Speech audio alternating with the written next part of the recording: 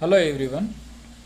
आज aldehyde and ketone में ammonia और उसके डेरिवेटिव की कार्बोनिल के साथ रिएक्शन के बारे में डिटेल से स्टडी करेंगे। सबसे पहले तो यह है कि इस रिएक्शन के लिए पीएच है वो 3.5 के लगभग रहनी चाहिए। यदि पीएच 3.5 से नीचे चली जाए या कहूं स्ट्रॉन्ग एसिड हो, उस कंडीशन में कार्बोनिल ग्रुप प्रोटॉन को एक्सेप्ट ना करके जो अमोनिया और उसके डेरिवेटिव हैं वो उस प्रोटॉन को क्या कर लेते हैं, एक्सेप्ट कर लेते हैं।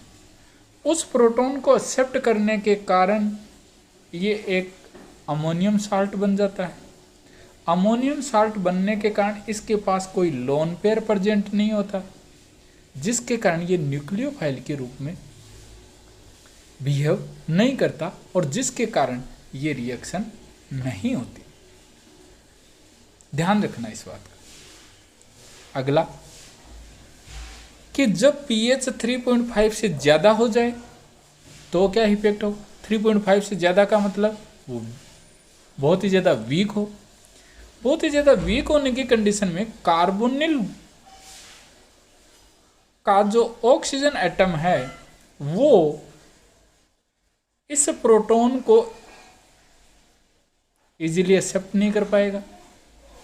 इजीली एक्सेप्ट नहीं करेगा तो कार्बोनिल कार्बन पर पॉजिटिव चार्ज जनरेट नहीं होगा और जिसके कारण अमोनिया ऐसा वीक न्यूक्लियोफाइल है वो न्यूक्लियोफाइल के रूप में इजीली अटैक नहीं कर पाएगा, जिसके कारण रिएक्शन है वो बहुत ही स्लो होगी। या कहूं कि रिएक्शन कंप्लीट नहीं हो पाएगी। इसका मतलब जब पीएच 3.5 से कम हो तो जो न्यूक्लियोफाइल है वो उस प्रोटॉन को एक्सेप्ट कर लेता है क्योंकि वो स्ट्रॉन्ग एसिड होता है और ये अमोनिया और उसके डेरिवेटिव बेस होते हैं।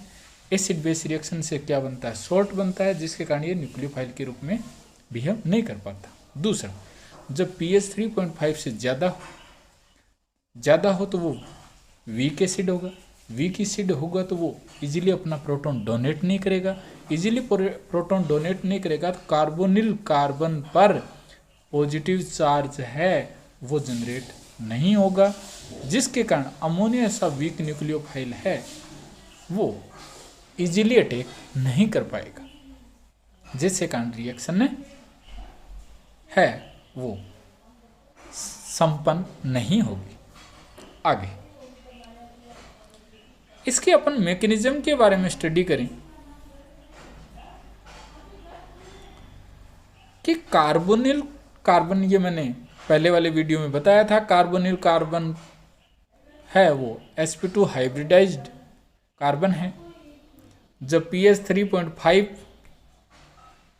हो, 3.5 का मतलब वो एसिडिक मीडियम हो, उस कंडीशन में ये प्रोटॉन है वो ऑक्सीजन पर जुड़ जाएगा। ऑक्सीजन में जुड़ने के कारण ये जो पाई इलेक्ट्रॉन हैं वो ऑक्सीजन की ओर मूव करेंगे। क्यों? क्योंकि ऑक्सीजन की इलेक्ट्रोनेगेटिविटी ज़्यादा है, जिसके कारण ऑक्सीजन पर पॉजिटिव चार्ज है वो स्टेबल नहीं होता, जिसके कारण ये जो पाई इलेक्ट्रॉन हैं वो ऑक्सीजन की ओर मूव कर जाएंगे। मूव करने के कारण ये इलेक्ट्रॉन इधर मूव किए, मूव करने के कारण कार्बन पर कौन सा चार्ज आएगा, पॉजिटिव आएगा। इस पॉजिटिव की ओर कौन अटैक करेगा, न्यूक्लियोफाइल। ये रहा। यहाँ जो नाइट्रोजन है वो न्यूट्रल था, इसलिए इसके ऊपर चार्ज कौन सा आ गया, पॉजिटिव चार्ज, क्योंकि इन्होंने अपना इलेक्ट्रॉन डोनेट किया। और यहाँ क्या बन गया, OH। ये जो OH है वो इस प्रोटॉन को एक्सेप्ट करेगा तो यहाँ ध्यान से सुनना, एक्सेप्ट करेगा तो यहाँ H जुड़ जाएगा, इस ऑक्सीजन कौन सा चार्ज आ जाएगा, पॉजिटिव चार्ज। पॉजिटिव चार्ज आएगा तो ये कार्बन और ऑक्सीजन के जो ये इलेक्ट्रॉन हैं वो इलेक्ट्रॉन को अपनी ओर लेगा और यहाँ से रिमूव हो जाएगा, किसके रूप में, H2O के रूप में। इस कार्बन पर कौन सा चार्ज आएगा, पॉजिटिव चार्ज आएगा।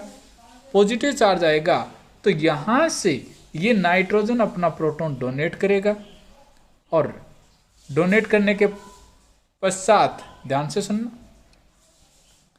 डोनेट करने के पश्चात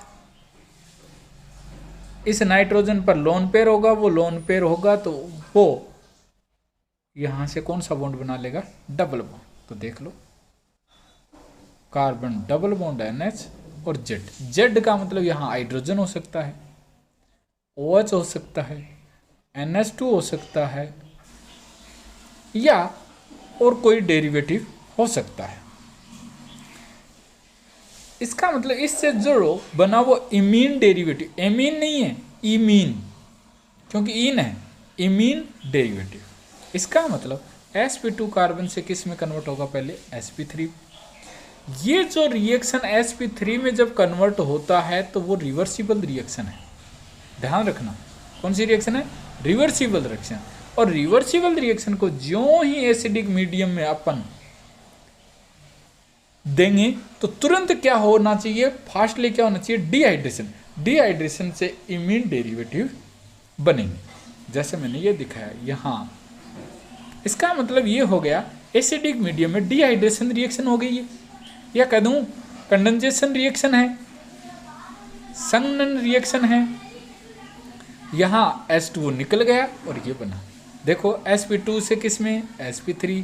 न्यूक्लियोफाइल के रूप में किसने बिहेव किया, NH2 ने। देख लो NH2 यहाँ जुड़ा है, O के ऊपर कौन सा है, H है, क्योंकि रिएक्शन कौन से मीडियम में थी, एसिडिक मीडियम में थी। और एसिडिक मीडियम में pH कितनी है, 3.5। यहाँ से डिहाइड्रेशन के रूप में जनरली अपन ऐसा दिखा सकते हैं, ये H और यहाँ से कौन निकल गया, OH। तो कार्बन और नाइट्रोजन के बीच में कौन सा बॉन्ड आ जाएगा, डबल बॉन्ड हो गया। इसका मतलब अब आगे जो भी अपन पढ़ेंगे वो डायरेक्ट मेथड पढ़ेंगे, बट इसकी मैकेनिज्म कहें, sp2 कार्बन है वो sp3 में कन्वर्ट होता है, और जब भी ये रिएक्शन होती है वो रिवर्सिबल रिएक्शन होती है, और आगे जब डिहाइड्रेशन होता है तो प्रोडक्ट बनता है। आगे है कि कार्बोनिल की जब भी अमोनिया से रिएक्शन करें, और कौन से मीडियम में, एसिडिक मीडियम में, तो डिहाइड्रेशन होगा और इमीन बन जाएगा। अब यहां एक चीज बहुत ही इंपॉर्टेंट है, वो ध्यान से सुनना। यदि इस H की जगह मैं R ले लेता तो कौन सा डिग्री एमीन होता, 1 डिग्री एमीन होता। और 1 डिग्री एमीन की जब भी कार्बोनिल से रिएक्शन करवाते हैं तो H की जगह क्या आ जाता, R। इसे कहते हैं सिप बेस। ध्यान रखना, कई बार ये क्वेश्चन पूछा जाता है कि कार्बोनिल की जब भी 1 डिग्री एमीन, वो एलिफेटिक हो चाहे कौन सा हो, एरोमेटिक हो, रिएक्शन कराएंगे तो क्या बनता है, सिप बेस। बट यहाँ यदि एरोमेटिक एमीन होगा तो नाइट्रोजन का लोन पेयर बेंजीन के साथ कॉन्जुगेशन होने के कारण इल्ड बहुत ही कम होती है, जिससे कारण ऐसा कहा जा सकता है कि एरोमेटिक 1 डिग्री एमीन है, जनरली ये रिएक्शन नहीं देते। या कहूँ R is equal to alkyl. अगली रिएक्शन है हाइड्रोक्सिल एमीन। ध्यान से सुनना, OH को हाइड्रोक्सिल, NH2 को एमीन। रिएक्शन करवाई, वही डिहाइड्रेशन या कंडेंसेशन रिएक्शन, और वाटर रिमूव हो गया, और बनता क्या है, ऑक्जीन। इसके नोमेनक्लेचर कई बार पूछ लेते हैं। तो ये जो भी अपना कंपाउंड था उसका IPAC नाम है वो लिखेंगे। क्या है, एक कार्बन है meth plus N plus L, methanal. और जब भी ये जुड़ता है ऑक्जीन बनता है, तो आगे क्या लिख दिया, ऑक्जीन। और आपको पता है कि ऑक्जीन है वो ज्योमेट्रिकल आइसोमेरिज्म शो करते हैं, बट उसके लिए इस स्टीरियो सेंटर कार्बन पर जो ये ग्रुप जुड़े हुए हैं वो डिफरेंट होने चाहिए, बट यहाँ डिफरेंट नहीं है, इसका मतलब ये ज्योमेट्रिकल आइसोमेरिज्म शो नहीं करेगा। नेक्स्ट, ये अपना है एथेनिल, इसकी रिएक्शन जो ही हाइड्रोक्सिल एमीन से करवाई। अब यहाँ एक बात इंपॉर्टेंट ये है कि हाइड्रोक्सिल एमीन से जब भी करवाएंगे ऑक्सीजन पर भी लोन पेयर है और नाइट्रोजन पर भी लोन पेयर है, तो यहाँ कार्बन से डायरेक्ट कौन जुड़ा है? नाइट्रोजन जुड़ा है। इसका मतलब न्यूक्लियोफाइल के रूप में नाइट्रोजन है, वो रिएक्शन करेगा, ऑक्सीजन नहीं करेगा। क्यों? न्यूक्लियोफिलिसिटी नाइट्रोजन और ऑक्सीजन में किसकी ज़्यादा है? ध्यान रखना ये चीज़, न्यूक्लियोफिलिसिटी किसकी ज़्यादा है? नाइट्रोजन की ज़्यादा है, किससे? ऑक्सीजन। क्यों? नाइट्रोजन की इलेक्ट्रोनेगेटिविटी कम है, जिससे कारण ये अपना लोन पेयर ऑक्सीजन के कंपेरेटिवली इजीली डोनेट कर देता है। दूसरा रीजन कि ऑक्सीजन पर पॉजिटिव चार्ज है वो अकोमोडेट नहीं होता, नाइट्रोजन पर पॉजिटिव चार्ज है वो एग्जिस्ट करता है। इसलिए यहाँ से जब भी वाटर रिमूव हुआ और क्या बना? ऑक्सीजन। ऑक्सीजन की नोमेनक्लेचर करने से पहले अपन ये चीज़ देखें, पहले क्या है? एथेनिल, तुम एथेनिल, फिर आगे क्या लिखोगे? ऑक्सीजन। अब है इसमें कार्बन पर प्रेजेंट हाइड्रोजन और नाइट्रोजन पर क्या है? OH। यदि दोनों ये एक दूसरे के विपरीत हों या एक दूसरे के एंटी हों तो अपन उसे क्या कर देते हैं? ट्रांस। यदि ये दोनों एक ही ओर, कार्बन नाइट्रोजन जो डबल बॉन्ड है उसके एक ही ओर हों तो उसे अपन क्या कर देते हैं? सिसोइड या सिस। इसका मतलब ये रिएक्शन बहुत ही इंपॉर्टेंट है। अगला इसका अपन एग्जाम्पल है वो देखते हैं। एसीटोन और ये हाइड्रोक्सिल एमीन, नाइट्रोजन न्यूक्लियोफाइल के रूप में अटैक किया इसलिए नाइट्रोजन डायरेक्ट अटैच है, और उससे क्या बन गया? ऑक्सीजन। कौन सा ऑक्सीजन है? Propanone oxygen. इसके अंदर ये ज्योमेट्रिकल आइसोमेरिज्म शो नहीं करेगा क्योंकि इस स्टीरियो सेंटर का जो कार्बन है उसके ऊपर दोनों ग्रुप सेम है। इसका मतलब यह हो गया कि ऑक्सीजन है वो ज्योमेट्रिकल आइसोमेरिज्म शो करता है। यदि इस स्टीरियो सेंटर पर दोनों ग्रुप डिफरेंट हैं तो वो ज्योमेट्रिकल आइसोमेरिज्म शो करेगा। इसमें नाइट्रोजन और ऑक्सीजन में न्यूक्लियोफाइल के रूप में कौन काम करेगा?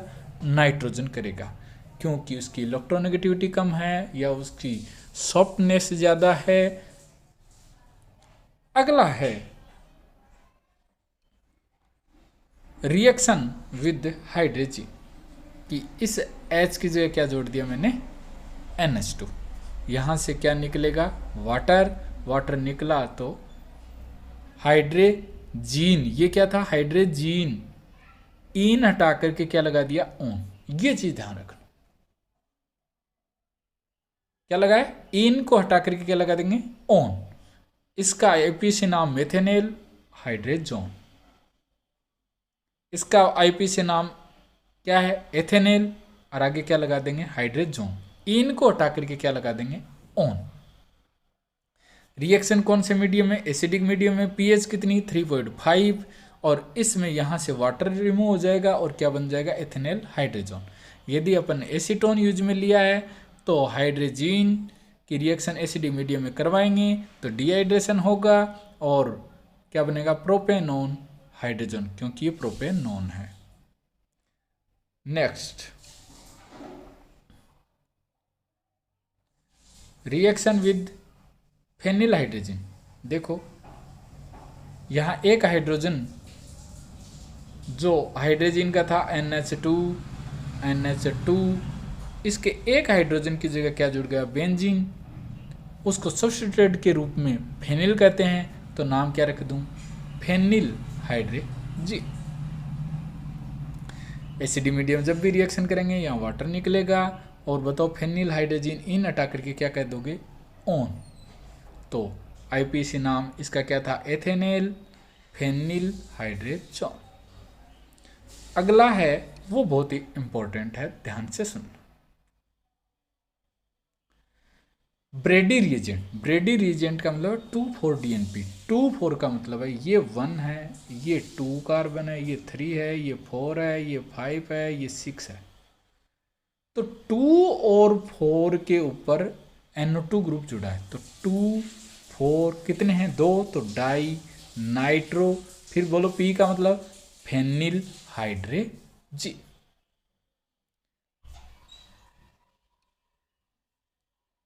अब इसकी जब भी एसिडिक मीडियम में रिएक्शन करवाएंगे तो यहां से डिहाइड्रेशन होगा, क्योंकि न्यूक्लियोफाइल के रूप में ये नाइट्रोजन रिएक्शन नहीं कर सकता। ध्यान से सुनना ये चीज, ये क्यों नहीं कर सकता, क्योंकि ये इस बेंजीन के साथ कॉन्जुगेशन में है। इसलिए कौन सा करेगा, ये टर्मिनल जो NH2 है वो न्यूक्लियोफाइल के रूप में काम करेगा और ये न्यूक्लियोफाइल के रूप में काम नहीं करेगा। तो रीजन पूछे क्यों, क्योंकि ये जो नाइट्रोजन है बेंजीन के साथ कॉन्जुगेशन में होने के कारण अपना लोन पेयर इजीली न्यूक्लियोफाइल के रूप में कार्बोनिल कार्बन पर अटैक करने के लिए डोनेट नहीं कर सकता। अब यह है कि ये जो रिएक्शन है वो कार्बोनिल ग्रुप को लैब में आइडेंटिफाई करने के लिए यूज में ली जाती है।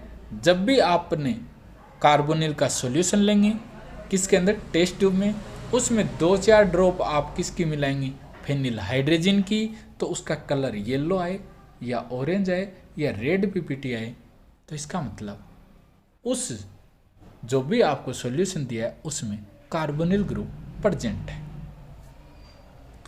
ये याद रखना, 2,4-DNP को कौन सा रिएजेंट कहते हैं, ब्रेडी रिएजेंट। ये कई बार क्वेश्चन आया हुआ है।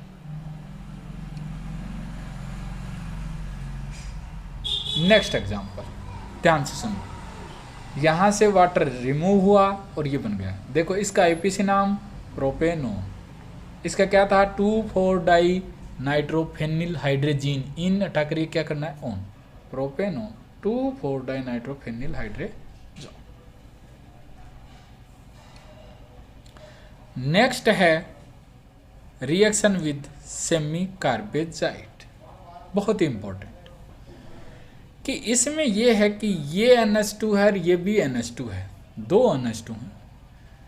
जिसे इसको मैंने A कहा और इसको क्या कह दिया मैंने, B कहा। B है वो न्यूक्लियोफाइल के रूप में रिएक्शन नहीं करता। क्यों, ध्यान से सुनना। क्योंकि ये जो नाइट्रोजन का लोन पेयर है वो इस कार्बोनिल के साथ कॉन्जुगेशन में है। कॉन्जुगेशन में होने के कारण नाइट्रोजन अपना लोन पेयर कार्बोनिल कार्बन पर अटैक करने के लिए डोनेट नहीं कर सकता। क्यों, कॉन्जुगेशन में होने के कारण। तो मैंने लिखा है B का जो NH2 है वो न्यूक्लियोफाइल के रूप में कार्य नहीं करता, क्योंकि NH2 का लोन पेयर कार्बोनिल ग्रुप के साथ कॉन्जुगेशन में होने के कारण अपना लोन पेयर डोनेट नहीं कर सकता।